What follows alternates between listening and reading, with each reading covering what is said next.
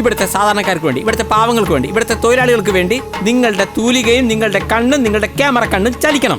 അതൊക്കെ വായിക്കാനും മനസ്സിലാക്കാനും ഇവിടുത്തെ ആളുകൾക്ക് താല്പര്യമുണ്ട്. അതെന്ന് നിങ്ങൾ ചെയ്യുന്നുവോ അത് നിങ്ങൾ ഫേമസ് ആയ ജേർണലിസ്റ്റ് അല്ല, ഒരു സാമൂഹ്യ പ്രതിബദ്ധതയുള്ള ഒരു നല്ല ജേർണലിസ്റ്റ് ആവും. അതെ, എന്തിനാ കാണാൻ വന്നേ? സാർ വളരെ ഫേമസ് ആണല്ലോ. സാർ ഇത് ശ്രുതി എന്ന പെൺകുട്ടിയായി ലവ് ആണെന്ന് കേട്ടു. അതിനെ കുറിച്ച് സാറിനോടൊരു ഇന്റർവ്യൂ എടുക്കാൻ വന്നതാ. അയ്യോ വേണ്ട, ഞാൻ പിന്നെ സാറിനെ കോണ്ടാക്ട് ചെയ്തോളാം. ഇങ്ങനൊരു മനുഷ്യൻ. ഓ, ഇന്നും കെട്ടിയെടുത്തിട്ടുണ്ട്.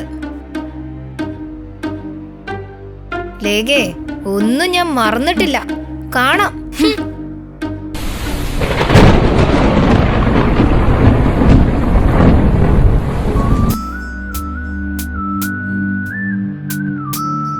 എന്താ ലേഖ, നിനക്കിപ്പോഴും നീലിമേന്റെ ഒരു ഹാങ് ഓവർ മാറിയിട്ടില്ലെന്ന് തോന്നുന്നു. അവളെ ആ കോളേജിൽ നിന്ന് പുറത്താക്കിയാലേ ഞാൻ ഹാപ്പി ആവും. ഒരു വഴിയും കാണുന്നുമില്ല. നോക്കേട്ടാ, നമ്മുടെ വിവാഹത്തിന് ശേഷം ആ ചിരഞ്ജീവി തീരെ ഇങ്ങോട്ട് വന്നില്ലല്ലോ. അച്ഛനും ഞാനും ചിരഞ്ജീവിയൊക്കെ ആയിട്ട് അത്ര സുഖത്തിലല്ല. അതെന്താ കാര്യം? അവനൊരു എല്ല് കൂടുതലാ. ആദർശം കൂടി നാട്ടുകാരെ മുഴുവൻ നന്നാക്കി അടങ്ങുന്ന വാശി പിടിച്ചോണ്ട് നടക്കുക. ആദർശം നല്ലതല്ലേ? അവൻ ഇങ്ങനെ ഒരു ജോലി ജീവിക്കേണ്ട ഒരാവശ്യമില്ല. പിന്നെ ഞങ്ങളുടെ ഫിനാൻഷ്യൽ ബിസിനസ് തന്നെ ഒരു പങ്കാളിയായാ മതി. പക്ഷെ അതൊക്കെ ഓരോരുത്തരുടെയും വ്യക്തി സ്വാതന്ത്ര്യമല്ലേ? ചേട്ടൻ ആളോട് ഒരു ദിവസം ഇങ്ങോട്ട് വരാൻ പറ. ആ, വിളിക്കാം. പിന്നെ എന്റെ കസിൻ ദീപയുടെ വീട് ഇവിടെ 4 വീട് അപ്പുറത്താ. നമ്മുടെ കല്യാണത്തിന് വന്നിരുന്നു. ഞാൻ മാർക്കറ്റിൽ വെച്ച് അവളെ കണ്ടിരുന്നു. ചേട്ടനോടൊന്ന് പരിചയപ്പെടാൻ അങ്ങോട്ട് ചെല്ലാൻ പറഞ്ഞു. ശരി ശരി ശരി, ഞാൻ നാളെ തന്നെ പോവാം.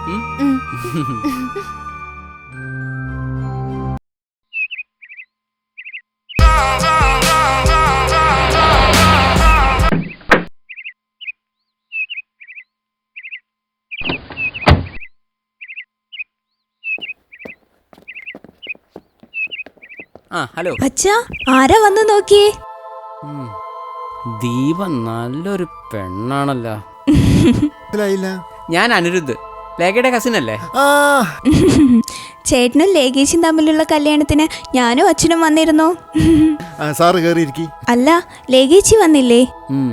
അവൾക്ക് എന്തോ വർക്കുണ്ടെന്നാ പറഞ്ഞേ. നമ്മൾ പിന്നെ 2 വീടിന്റെ അപ്പുറത്താണല്ലോ, എപ്പോ വേണമെങ്കിൽ വരാവുന്നല്ലേ ഉള്ളൂ. അല്ല ദീപേ, ഞാനിത് എത്ര സമയമായി വന്നു നിൽക്കുന്നു, എനിക്ക് കാപ്പിയും തരുന്നില്ലേ? അയ്യോ ചേട്ടാ, ഇപ്പൊ തരാം. അച്ഛൻ എന്താ ജോലി? സർവീസിലായിരുന്നു, ഇപ്പൊ റിട്ടയർഡായി സ്വസ്ഥമായി ജീവിക്കുന്നു. ഒരു മോളേ ഉള്ളൂ, അവളുടെ വിവാഹം നോക്കുന്നുണ്ട്. ഒന്നും അങ്ങോട്ട് ശരിയായി വരുന്നില്ല. ഒക്കെ ശരിയാവും. അല്ല, അച്ഛൻ അത്യാവശ്യം വീശുന്ന സ്വഭാവം ഉണ്ടോ? അത്യാവശ്യം, പക്ഷെ മകൾക്ക് ഇതൊന്നും ഇഷ്ടല്ല. എനിക്കിവിടെ തീരെ കമ്പനി ഒന്നുമില്ല, ഇടയ്ക്ക് കമ്പനി തരാലോ. തീർച്ചയായും, പിന്നെന്താ. പക്ഷേ മകളറിയില്ല. സത്യം പറഞ്ഞ റിട്ടയർമെന്റിന് ശേഷം ഞാനിവിടെ ആകെ ബോറടിച്ചിരിക്കുക.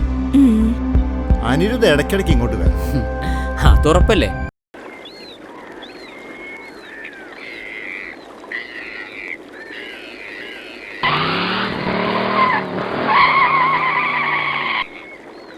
ചേട്ടാ നോക്ക്, നമ്മുടെ ചിരഞ്ജീവി ചേട്ടൻ വന്നു.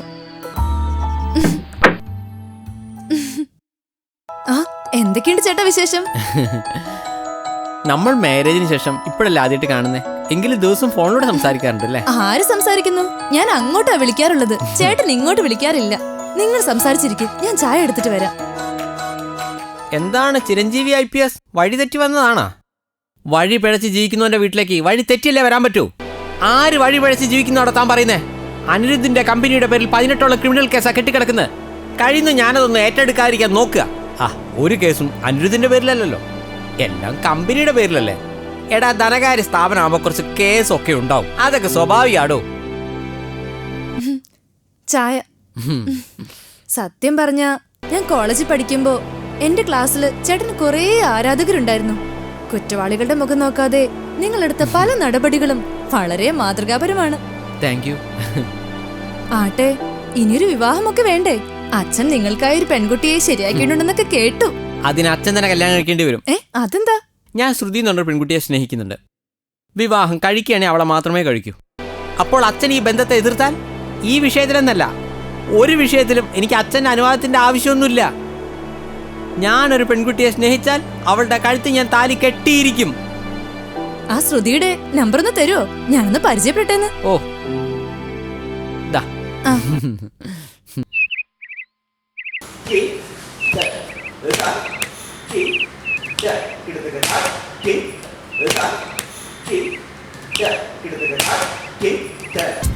വരും പോകും, പ്രണയം വരും പോകും.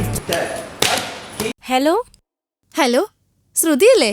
അതെ, ഞാൻ ലേഖയാണ്. ആ, ലേഖേച്ചി, അനിരുദ്ധ ചേട്ടന്റെ വൈഫല്ലേ? ഈശ്വര, അതെങ്ങനെ അറിയാം? പിന്നെ ചേട്ടൻ ലേഖേച്ചിയെ കുറിച്ച് വ്യക്തമായ ഒരു ഐഡിയ തന്നിട്ടുണ്ട്. പിന്നെ നിങ്ങളുടെ വിവാഹത്തിന്റെ ആൽബവും സീഡിയും എല്ലാം കാണിച്ചിരുന്നു. ശ്രുതിയെ ഒന്ന് നേരിട്ട് കാണണമല്ലോ. എവിടുന്നാന്ന് വെച്ചാ ചേച്ചി പറഞ്ഞോളൂ, നമുക്ക് കാണാം. ഓക്കെ ചേച്ചി, ബൈ.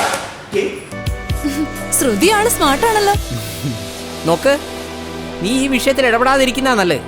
അച്ഛനൊന്നും ഇഷ്ടപ്പെടില്ല കേട്ടാ. നോക്കു ചേട്ടാ, സ്നേഹിക്കുന്നവരെ ഒന്നിപ്പിക്കുക എന്നതാണ് പ്രധാനം. അച്ഛന്റെ മനസ്സ് മാറ്റി അവരുടെ കല്യാണം അന്തസ്സായി തന്നെ നടത്തണം. എന്നിട്ട് ചിരഞ്ജീവിയും ശ്രുതിയും നമ്മോടൊപ്പം തന്നെ താമസിക്കട്ടെ. എന്താ? അച്ഛൻ എതിർത്ത് ഇവൻ കല്യാണം കഴിക്കുന്നൊന്ന് കാണണം. ആ, അപ്പൊ നീലിമേ, അടുത്ത സൺഡേ ഞാൻ ഡൽഹിക്ക് പോവാണ്. ബാക്കി പഠനം അവിടെ വെച്ചാകാന്നാ ഡാഡി പറയുന്നത്. ഷേ, നീ അങ്ങനെ പോവല്ലേ? നിന്റെ ഡാഡി എന്താ ഇത്ര പെട്ടെന്ന് നിന്നെ കൊണ്ടുപോകുന്നേ? നിനക്കറിയില്ലേ, പ്രിൻസിപ്പൽ നിരന്തരം എന്നെ കുറിച്ചുള്ള കംപ്ലൈന്റ് ഡാഡി അറിയിച്ചു.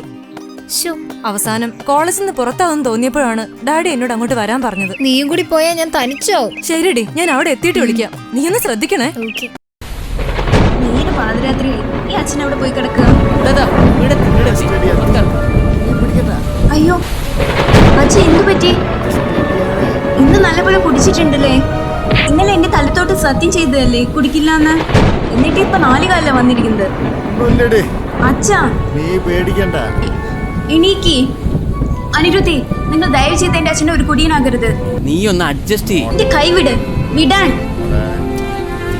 ഷേ, ഞാൻ ബഹളം വെക്കൂട്ടോ. ഒരു ഗ്ലാസ് വെള്ളം. നാശം ഉറങ്ങിയില്ലേ? മോളെ, അച്ഛനൊരു ഗ്ലാസ് വെള്ളം കൊണ്ട്. അച്ഛാ ഒന്ന് എണീക്ക്. എന്റെ അച്ഛന്റെ സുഹൃത്തായി നടിച്ച് ഇങ്ങനെയൊക്കെ ചെയ്യുന്നാണല്ലേ മനുഷ്യ? ഞാനൊന്ന് ആഗ്രഹിച്ച ഇന്നല്ലെങ്കിൽ നാളെ ഞാനത് നേടിയിരിക്കും. ഇവിടെ ഉണ്ടായിരുന്നു നീ അച്ഛനോട് പറയണ്ട. ആ, ആലോചിക്കാം. അഥവാ നീ ഇതെങ്ങാൻ പറഞ്ഞ പിന്നെ നിന്റെ അച്ഛന് ശവമേ നീ കാണും. നിനക്കെന്റെ സ്വഭാവം അറിയില്ല. പ്ലീസ് എന്നെ ഒന്ന് ഒഴിവാക്കി തന്നൂടെ? ഞാൻ എങ്ങനെയെങ്കിലും ജീവിച്ചു പൊക്കോട്ടെ. കാണാം. നാശം കിടക്കുന്നു.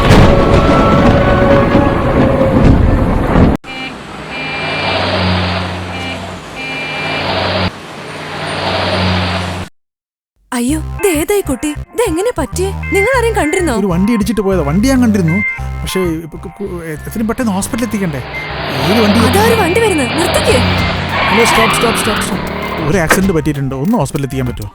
ഈ വണ്ടി ഇപ്പൊ എന്തിനാണോ നിർത്തിയത്? അയ്യോ, ആക്സിഡന്റ്. നമുക്ക് പോയി നോക്കാം, വാ. എന്റെ ലേഖേ, വെറുതെ വേണ്ടാത്ത ഓരോ പ്രശ്നങ്ങൾ ഇടപെടണ്ട. നമ്മുടെ ഊട്ടിപ്പോക്ക് കൊളാവേ. രാവിലെ പോയാലേ രാത്രി എത്താൻ പറ്റൂ. നോക്ക് ചേട്ടാ, നമ്മൾ ഇത്രയും സ്വാർത്ഥരാകരുത്. വാ, പോയി നോക്കാം. നോക്ക്, ഇതിൽ ഇനി എന്തൊക്കെ പ്രശ്നം വരുന്നറിയോ? കോടതിയിൽ പോണം, ഹോസ്പിറ്റലിൽ പോണം, പോലീസ് സ്റ്റേഷനിൽ വിളിക്കാൻ പോണം. മൊത്തം പണിയാണേ. ഒന്നുകൂടെ ചിന്തിക്ക്. കാമുകിമാർ നടക്കുന്നു, കാമിനിയായി നടിക്കുന്നു, കടക്കണ്ണിൽ മുന കൊണ്ട്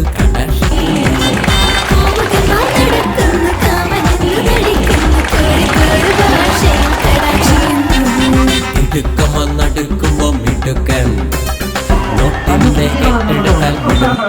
Okay, anyway, thank you so much. Santhosh ചേട്ടന്റെ വൺ ട്രാൻസ് ബസ്സിനുള്ളിൽ ഗാലക്സി മൊബൈൽസിന് വേണ്ടി ആ ഒരു ചെറിയ മൊത്തമാണ്. സന്തോഷ് ചേട്ടന്റെ വൺ ഡയറക്ഷമാണ് ആ ബസ്സിൽ മൊത്തം. ആ ബസ് തന്നെ വിലക്ക് മേടിച്ചാലോ എന്ന് എനിക്കൊന്ന് ആഗ്രഹം തോന്നിപ്പോകുന്നു. സന്തോഷ് ചേട്ടാ, എന്റെ മനസ്സ് നോട്ടിന്റെ കെട്ടെടുത്താൽ മിടുമിടുക്കൻ. പണി കിട്ടിയാൽ ഇവരൊരു മടിയൻ, ഗതി മുട്ടിയാൽ ഇവരൊരു കുഴിമടിയൻ. കാമുകിമാർ നടക്കുന്നു, കാമിനിയായി നടിക്കുന്നു, കടക്കണ്ണിൽ മുന കൊണ്ട് കടാക്ഷിക്കുന്നു.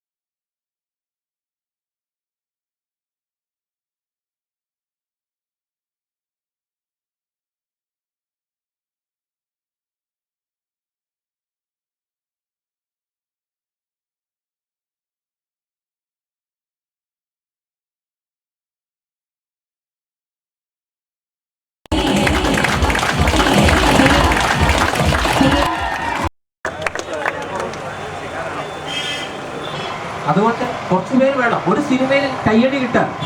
പക്ഷേ വില്ലൻ വന്നല്ലോ എന്നല്ല, ആ വില്ലൻ ഉള്ളത് കൊണ്ടാണ് ആ നായകന് കയ്യടി കിട്ടുന്നത്. അവിടെ ഇദ്ദേഹത്തിന്റെ ചോദ്യം ഉത്തരാണ്, ഏതൊക്കെ ചില വില്ലന്മാർ വന്നല്ലോ, ആ വില്ലന്മാർ വേണം.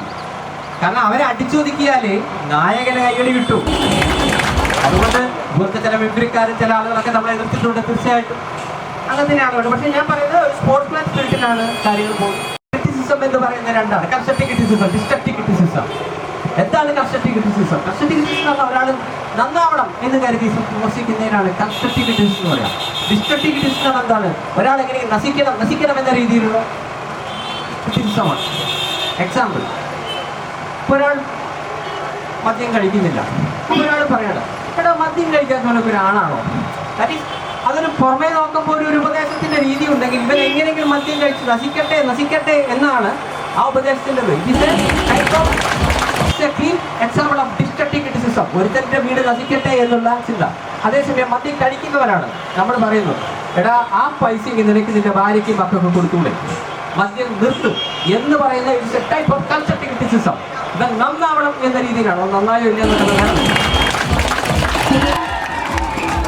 സാന്നിധ്യം കൊണ്ട് നമ്മളെ അനുഗ്രഹിച്ച മലയാള സിനിമയുടെ ഉദിച്ചു കയറുന്ന സൂര്യനായ നമ്മുടെ സന്തോഷ് പണ്ഡിറ്റ് സാറിന് എല്ലാവരുടെയും സപ്പോർട്ട് ആവശ്യമാണ്.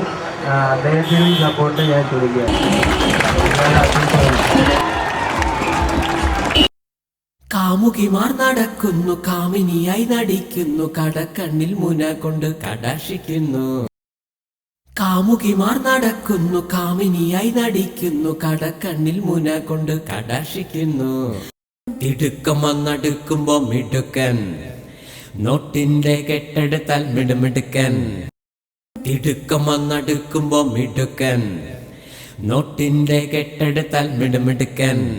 കാമുകിമാർ നടക്കുന്നു, കാമിനിയായി നടിക്കുന്നു, കടക്കണ്ണിൽ മുന കൊണ്ട് കടാക്ഷിക്കുന്നു. കാമുകിമാർ നടക്കുന്നു, കാമിനിയായി നടിക്കുന്നു, കടക്കണ്ണിൽ മുന കൊണ്ട് കടാക്ഷിക്കുന്നു.